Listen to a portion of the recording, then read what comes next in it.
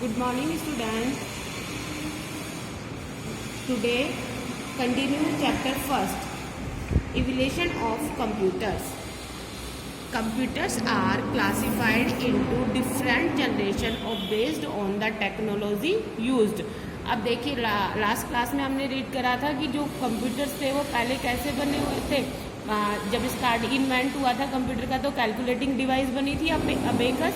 उसके बाद अपने पास नेफियर बोन्स बना था, उसके बाद पास्कल लाइन, फिर Leibniz calculator, difference engine, analytic engine. अब एनालिटिक इंजन था जो मॉडर्न कंप्यूटर जो अभी फ़िलहाल कंप्यूटर्स चल रहे हैं उनका ये उनके जैसा ही था। उसमें भी वैसे ही इनपुट डिवाइस यूज़ हो रही थी, आउटपुट डिवाइस यूज़ हो रही थी। तो इसी को अब आगे उन्होंने और डेवलप करा और उससे क्या बनी, जनरेशन्स बनी कि first generation, second generation, third generation, fourth generation और फिफ्थ जनरेशन। अब हर एक जनरेशन में नए नए फीचर्स आते रहे, वो आगे डेवलप होती रही। तो फर्स्ट जनरेशन के कंप्यूटर्स देखिए, फर्स्ट जनरेशन कब डेवलप हुई थी, 1940 to 1958। The following were the characteristics of the first generation of computer। अब देखिए फर्स्ट जनरेशन के कंप्यूटर कैसे थे। फर्स्ट जनरेशन के कंप्यूटर्स बहुत लार्ज साइज था उनका, और एक बोले तो अपन एक बिग होल के जितना साइज होता था उसमें, और उसमें क्या यूज़ होती थी, वैक्यूम ट्यूब। देखिए इधर ये वैक्यूम ट्यूब्स है, इतने बड़े बड़े 100 वैक्यूम ट्यूब अगर हम किसी सिस्टम में लगाएंगे तो उसका साइज़ इंक्रीज होगा, क्योंकि इन वैक्यूम ट्यूब्स को भी तो रखने के लिए वहाँ स्पेस चाहिए। तो इसीलिए कंप्यूटर्स का साइज़ क्या हो जाता था, बहुत बड़ा हो गया था। They were very large in size, had small internal storage and were very expensive।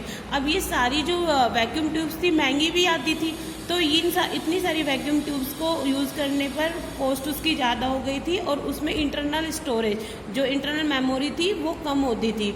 और इससे क्या होता था, जब हम इसको पावर सप्लाई देते थे इस सिस्टम को, तो ये सारे वैक्यूम ट्यूब्स हीट से क्या हो जाते थे, गर्म हो जाते थे, और उसमें क्या होता था, हीट ज़्यादा निकलता था और उसका टेम्परेचर रूम का कंप्यूटर का टेम्परेचर बहुत ज़्यादा हो जाता था। Some example of first generation computer are as follow. देखिए एग्जाम्पल्स देखते हैं अपन फर्स्ट जनरेशन के। पहला कंप्यूटर था Mark 1। Mark 1 was designed by Harvard H. Akin in the year 1944।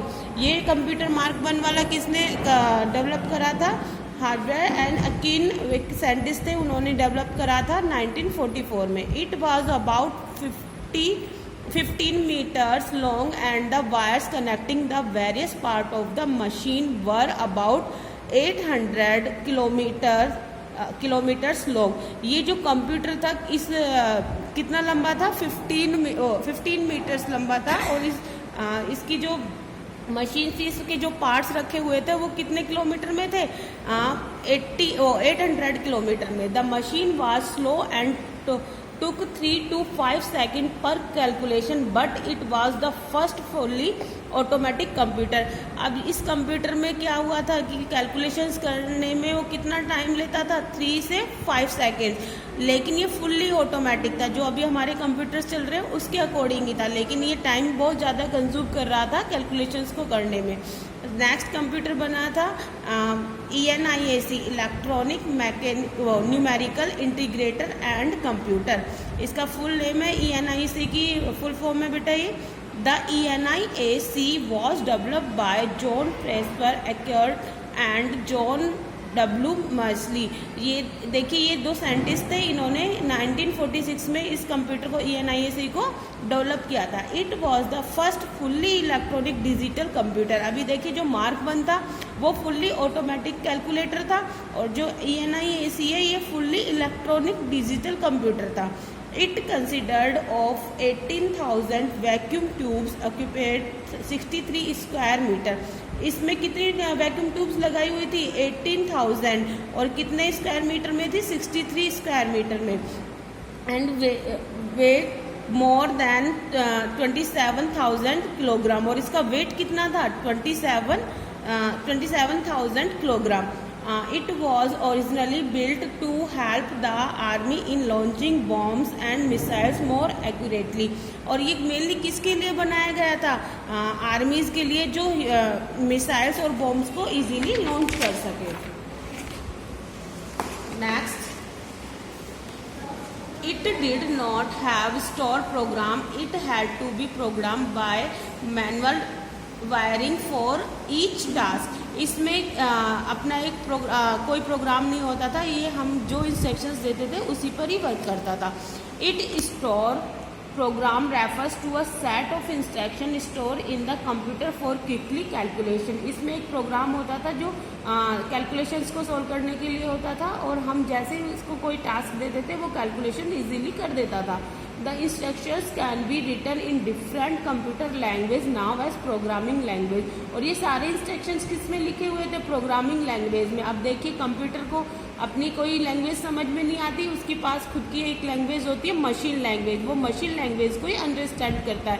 मैंने आपको लास्ट क्लास में समझाया था मशीन लैंग्वेज किस पे डिपेंड होती है? 0 and 1 में. यानी कंप्यूटर है जो पूरा अपना 0 और 1 की फॉर्म में ही वर्क करता है. Okay. Next, EDSAC, electronic delay storage automatic calculator. देखिए, ये फर्स्ट जनरेशन का ही पार्ट है. The EDSAC was designed by the professor M. विल्कर्स और ऑफ कैम्ब्रिज यूनिवर्सिटी इंग्लैंड. जो M. विल्कर्स साइंटिस्ट थे, उन्होंने ये कैम्ब्रिज यूनिवर्सिटी ऑफ इंग्लैंड में 1949 में इस कंप्यूटर को डेवलप किया, इस कैलकुलेटर को डेवलप किया था. Was slightly faster than the ENIC. अब देखिए, जो Mark 1 था वो उसकी स्पीड अच्छी नहीं थी, लेकिन ENIC की स्पीड थोड़ी उससे अच्छी हुई. उसके बाद फिर ये बेटर हुआ उससे, किससे? ENIAC से.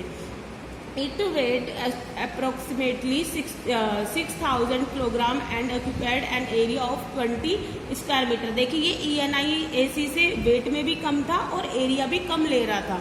It was the first electronic computer that use storage program. और ये फर्स्ट कंप्यूटर था जिसमें इलेक्ट्रॉनिक कंप्यूटर जिसमें स्टोरेज प्रोग्राम थे, यानी उसमें प्रोग्राम को स्टोर किया गया था. EDVAC, electronic discrete variable automatic computer. ये फुल फॉर्म से बेटा इनकी. The EDVAC was proposed by John P. Eckert and John V. Moseley in 1944. देखिए, इन दो साइंटिस्ट ने 1944 में इनको इन्वेंट किया था. ENIAC was being developed. और यही ENIAC को भी इन्होंने डेवलप किया था. John von Neumann was also gave the concept of storage program. और लेकिन जो ये कंप्यूटर डेवलप किया गया, ये वाला कॉन्सेप्ट पहले ही किसने दे दिया था? जॉन वॉन न्यूमैन ने. Okay.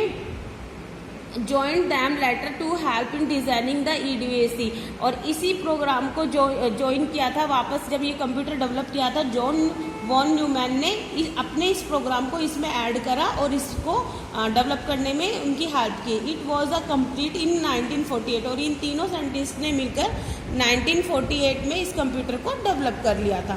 The EDVAC weight approximately 8,000 kilogram. अब देखिए, EDSAC से कम हो गया इसका वेट, और ये कितना एरिया कवर कर रहा है? 45.5 स्क्वायर मीटर. एरिया भी कम कवर कर रहा है.